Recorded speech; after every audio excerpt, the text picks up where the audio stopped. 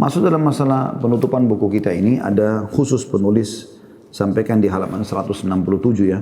Jadwal harian untuk orang-orang yang tekun. Jadi sudah disebutkan 31 sebab lemahnya iman. Sekarang tinggal beliau coba memberikan masukan bagaimana sih yang harus dilakukan oleh orang yang coba konsisten dan akhirnya dia selamat dari sebab-sebab lemahnya iman itu. Beliau mengatakan sesungguhnya penolong yang paling besar setelah petunjuk Allah Subhanahu wa taala agar dapat tekun dan kontinu melakukan kesungguhan berbuat baik adalah membuat program dan jadwal aktivitas kehidupan. Kita adalah umat yang aktif bekerja. Kita umat Islam adalah umat yang aktif bekerja. Tidak mengenal kemalasan, bahkan dilarang. Ya, malas itu. Imam Madhabi bahkan atau Syekh Muhammad bin Wahab memasukkan dalam kategori dosa besar. Ya, kalau malas yang disengaja. Bekerja dengan penuh disiplin tanpa sikap asal-asalan. Semua harus punya tujuan dan target jelas. Bekerja berdasarkan perencanaan yang matang dan teliti. Tidak ada tempat untuk melakukan sesuatu yang sia-sia dalam kehidupan ini. Kita dapatkan sholat 5 waktu benar-benar terinci waktu dan aturannya. Setiap sholat memiliki waktu yang telah ditetapkan. Hingga seandainya sholat dilakukan sebelum waktunya, maka sholat itu batal. Ini menandakan prinsip. Ya. Seandainya dilakukan setelah habis waktunya tanpa udur, maka batal pula. Jadi ada orang misalnya tiba asar, dia belum sholat duhur. Dan dia sengaja tinggalkan duhur tadi. Maka tidak ada lagi sholat duhur untuknya. Kalau dia sudah meninggalkan secara sengaja, kecuali orang punya udur syar'i, ketiduran, lupa, nah itu lain. Dan begitu pula halnya dengan ibadah-ibadah lainnya. Di antara hal yang dapat membantu seorang muslim untuk bekerja adalah membuat jadwal harian untuk mengatur hidupnya. Kecuali jika ada suatu kondisi darurat dan mendadak yang harus menyalahi atau keluar daripada jadwal yang telah ditetapkan. Maka saat itu Allah tidak akan memberatkan seseorang pun kecuali sebatas kemampuannya. Jadwal program harian yang saya buat ini adalah program usulan. Ini kata penulis ya. Jadi nanti saya akan bacakan seperti apa program yang beliau tawarkan. Yang boleh jadi cocok bagi orang-orang tertentu dan tidak sesuai atau kurang pas bagi orang lain. Sebab jadwal harian yang saya tawarkan ini hanyalah merupakan pemikiran yang bersumber dari pengalaman. Saya memohon semoga Allah menjadikan program kerja ini bermanfaat. Alangkah baiknya jika seorang muslim mengatur waktunya serta jadwal hariannya berdasarkan sholat 5 waktu. Dia mulai dari sholat subuh. Setelah seorang muslim melaksanakan sholat subuh berjamaah, maka hendaknya ia mengingat bahwa kunci-kunci keberkahan dan rezeki adalah pada saat di pagi hari. Maka hendaknya berdoa kepada Allah agar memberinya keberkahan pada waktu dan umurnya. Dan berusaha sedapat mungkin untuk tetap duduk di masjid hingga matahari terbit. Dan waktu ini ia gunakan untuk melakukan beberapa hal di bawah ini. Yang pertama, berzikir kepada Allah Subhanahu wa taala, tepatnya ya zikir pagi. Yang kedua, menghafal 1 halaman dari Al-Qur'an. Jika tidak bisa, hendaknya menghafal 5 ayat saja setiap hari. Sesuatu yang sedikit tetapi berlanjut adalah lebih baik daripada banyak namun terputus-putus. Yang ketiga, menghafal 2 hadis dari hadis-hadis di Arba'in An-Nawawiyah. Jadi ada bukunya Imam Nawawi kecil, judulnya Hadis Arba'in Nawawi, hadis 40 ya. Atau hadis-hadis yang ada dalam kitab Bulughul Maram tulisan Ibnu Hajar rahimahumullah, atau kitab Umdat Ahkam. Lalu sholat 2 rakaat setelah matahari terbit, kemudian pergi ke tempat kerja atau sekolah.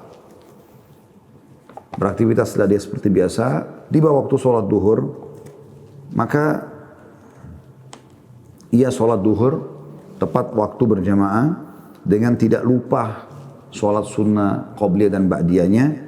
Kemudian makan siang dan usahakan bila ada waktu untuk tidur siang, dikenal dengan kailulah. Khususnya bagi para pekerja keras, karena ini waktu istirahat yang sangat baik. Karena hal itu akan membantu dalam memperbaharui semangat kerja dan daya serap. Dan selain hari libur, maka hendaknya ia menyibukkan diri untuk membaca buku-buku ringan yang tidak membutuhkan fikiran, seperti buku sejarah dan buku biografi tokoh. Ini waktu duhur ya. Asar, sholat asar berjamaah tanpa melupakan sholat qobliyahnya 4 rakaat. Tentu tidak ada ba'diyah asar. Setelah itu hendaknya ia melaksanakan beberapa hal di bawah ini. Yang pertama, membaca zikir sore. Dan inilah waktu yang disyariatkannya atau disyariatkan Allah, sebagaimana Allah Subhanahu wa taala berfirman dalam surah Qaf ayat 39 yang bunyinya a'udzubillahi minasyaitonir wasabbih bihamdi rabbika qabla tulu'i syamsi wa qabla al-ghurub. dan bertasbihlah sambil memuji Tuhanmu sebelum terbit matahari dan sebelum terbenam. Hendaknya seorang muslim selalu membiasakan dirinya untuk berdisiplin dan berlomba dalam kebaikan. Yang kedua, membaca keterangan dua hadis yang telah ia hafal pada pagi hari. Jika yang dihafalnya adalah hadis di Arba'in An-Nawawiyah dari buku hadis Arba'in. Tentu teman-teman kalau 40 hadis Imam Nawawi ini Anda ketik di Google 40 hadis Nawawi, itu akan keluar banyak sekali ya. Ada matan-matannya saja, isi-isinya saja dan terjemahan itu sudah bagus. Maka buku yang dibaca bisa Syarh Ibnu Daqiq atau Jami' al-Ulum wal Hikam karya Ibnu Rajab. Dan jika yang dibacanya adalah hadis-hadis dari kitab Umdat Ahkam, maka syarah penjelasannya yang dibaca adalah Taisirul Ahkam karya Al-Bassam. Dan jika memiliki kemauan tinggi lagi, maka yang dibaca adalah Fathul Bari dan Syarah Muslim karya Imam Nawawi. Fathul Bari ini syarah daripada Sahih Bukhari ya. Ditulis oleh Ibnu Hajar Al-Asqalani rahimahullah, dan syarah Sahih Muslim oleh Imam Nawawi rahimahullah. Karena semua hadis-hadis yang ada di dalam kitab Umdat Ahkam terdapat semuanya tersebut semuanya muttafaqun alaih atau disepakati Bukhari Muslim. Dan jika hadis-hadis yang dihafal adalah dari kitab Bulughul Maram bukunya Ibnu Hajar kurang lebih 1430 sekian hadis sehingga saya 1435 hadis ya. Dan ini insyaallah mayoritasnya sudah kita bahas di YouTube, ada, Anda bisa tonton di playlist di Khalid Basalam Official di YouTube, insyaallah di situ ada kajian kitab Bulughul Maram. Maka syarah yang dibaca adalah kitab Subulus Salam karya As-San'ani. Jadi kalau mau baca keterangannya bisa kembali kepada Subulus Salam karyanya As-San'ani. Ya, ini istilah atau nama julukan bagi seorang ya. Atau kitab Tawdihul Ahkam karya Al-Bassam. Bacaan yang saya maksud adalah membaca syarah atau keterangan dua hadis yang telah dihafal di pagi harinya saja, karena hal itu tidak membutuhkan waktu yang lama. Yang ketiga, ini masih di sore hari, masih ada sisa waktu yang untuk membaca buku-buku fikih dan hadis. Untuk orang yang sudah masuk pada tingkat lanjutan, maka buku-buku yang dibaca adalah Al-Mughni karya Ibnu Qudamah, Al-Muhallil karya Ibnu Hazm, At-Tamhid karya Ibnu Abdul Barr, dan Al-Majmu' karya An-Nawawi. Di dalam kitab-kitab tersebut banyak terdapat masalah-masalah fikih yang sangat menarik. Sedangkan bagi para pemula, maka di samping menghafal dan membaca buku fikih, alangkah baiknya jika ia membaca kepada seorang syekh, seorang guru, agar menguasai seluruh isinya. Seperti contoh kitab Fiqh Umdah dalam Fiqh Madzhab Hambali. Lalu beralih kepada kitab Zad Al-Mustaqni'. Sedangkan kitab-kitab hadis sudah disebutkan di atas tadi ya. Dan di dalam kitab akidah atau bidang akidah dimulai dengan kitab Ushul Tsalatsah karya Muhammad bin Abdul Wahhab. Lalu berpindah kepada kitab Al-Masail Al-Arba'ah. Setelah itu kitab Fathul Majid ya. Ini syarah kitab Tauhid ya. Kemudian akidah Wasitiyah, penjelasan monumentalnya adalah syarah atau penjelasan oleh Syekh Muhammad Khalil Harras rahimahullah dan syarah oleh Syekh Muhammad bin Saleh Al-Utsaimin. Selesai Anda melakukan program pemula, lalu beralih kepada program berikutnya dan demikian seterusnya. Dan jangan sekali-kali Anda tergesa-gesa dalam mencapai hasil dan dengan tidak terasa masa berlalu, maka Anda akan semakin mendapat hasil yang banyak. Itu yang dibahas ini adalah maksudnya sore ya. Nah, setelah zikir petang biasanya kita agak lowong ya. Maka kita gunakan, maksimalkan di sini. Ya seperti sekarang habis asar Anda ikut taklim ini misalnya. Setelah ini kan Anda lowong. Kalau Anda belum zikir sore tadi, Anda bisa zikir sore. Kemudian Anda ada lowong sampai maghrib. Nah dimaksimalkan waktu itu dengan banyak membaca buku-buku sebagaimana contoh yang sudah disebutkan tadi. Ya, di berbagai bidang. Kalau yang sudah kami tawarkan tentunya kan saya sudah katakan. Bagi teman-teman di Instagram dan Facebook juga bisa ikuti Khalid Basalam Official di YouTube ya. Karena di situ ada playlist yang memang kita sudah taruh semua kajian kitab-kitab ini. Nah, Anda bisa kurikulumkan Senin membahas misalnya kitab Bulughul Maram, Selasa misalnya Minhajul Muslim, Rabu misalnya Al-Kabair, dosa-dosa besar dan seterusnya. Sudah ada semua karya kurang lebih 20 buku yang insya Allah bernilai ya, bagi para penuntut ilmu, terutama bagi para pemula, insya Allah itu sangat baik. Setelah sholat maghrib, mengulang kembali hafalan-hafalan yang telah Anda hafal di pagi hari, sebab waktu ini adalah waktu yang tepat untuk mengulang hafalan dan pelajaran. Dari 5 ayat atau 10 ayat atau 1 halaman tadi yang Anda hafal Al-Quran, atau Anda mengulangi lagi hadis yang 2 yang Anda sudah hafal dengan penjelasannya.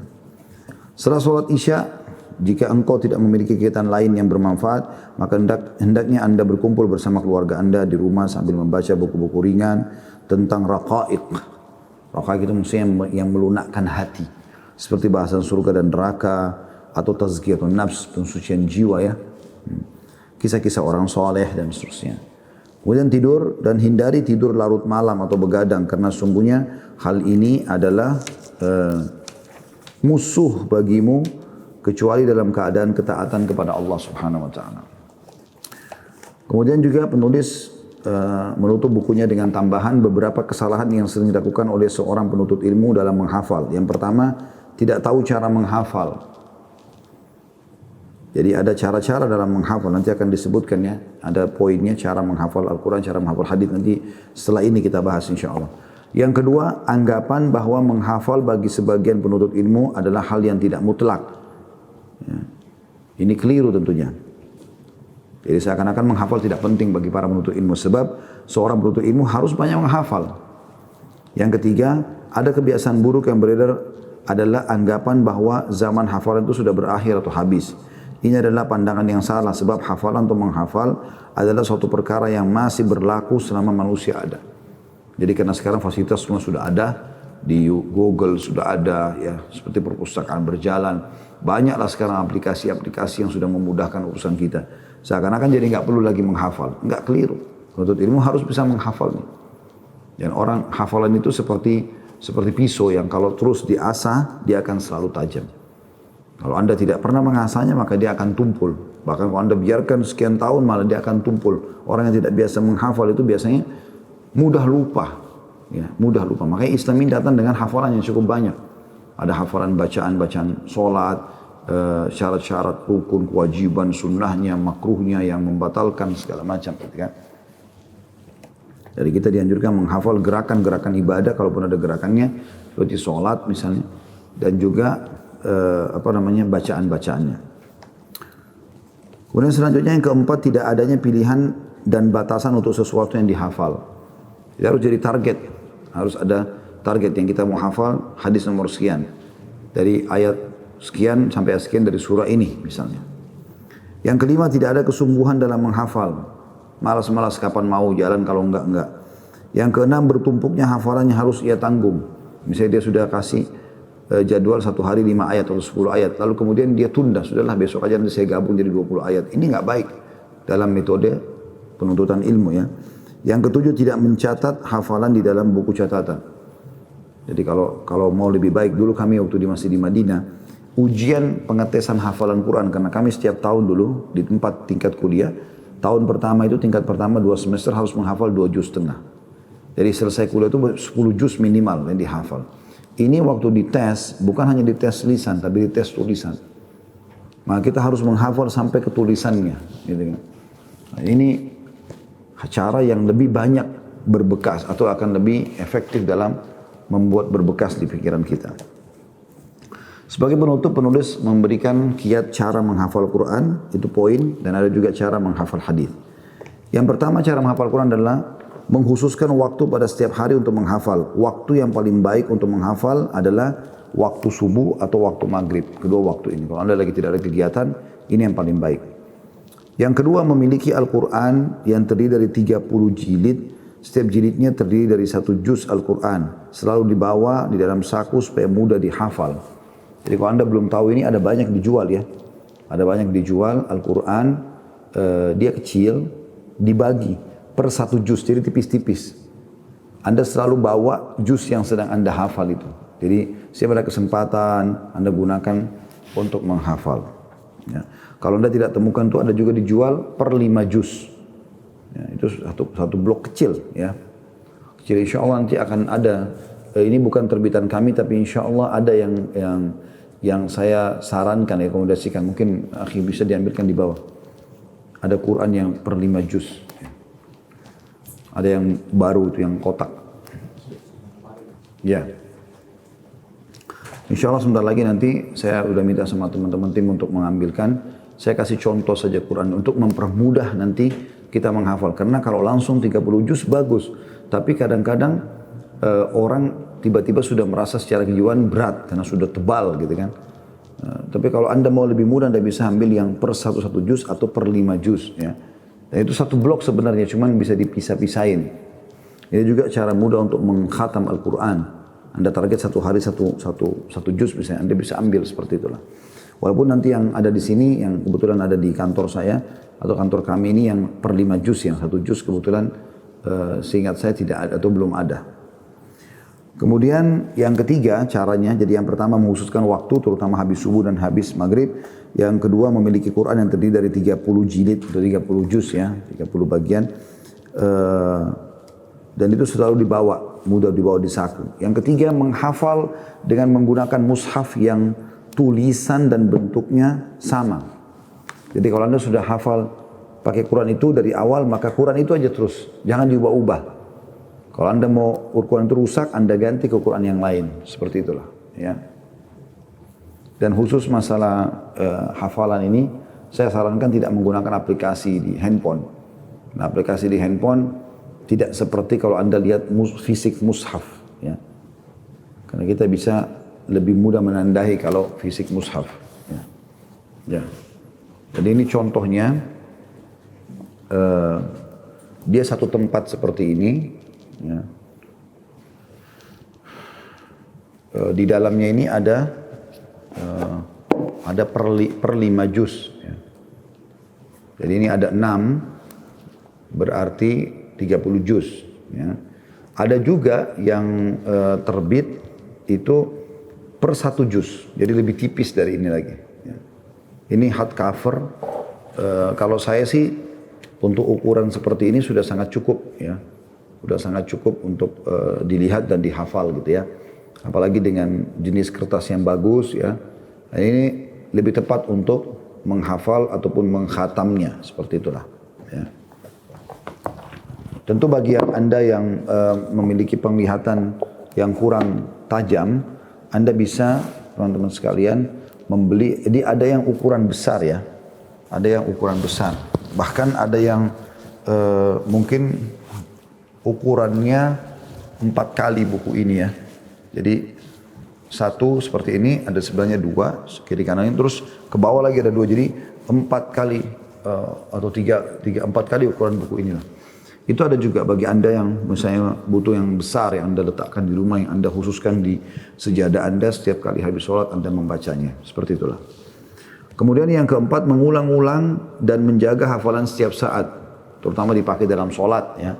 Sholat duha, sholat malam, sholat qobliyah, sholat wudu dan seterusnya. Atau kalau Anda jadi imam Anda, atau Anda juga sholat berjamaah walaupun Anda bukan imam bisa Anda ulangi. Tapi biasanya kalau sholat berjamaah tidak bisa mengulangi banyak.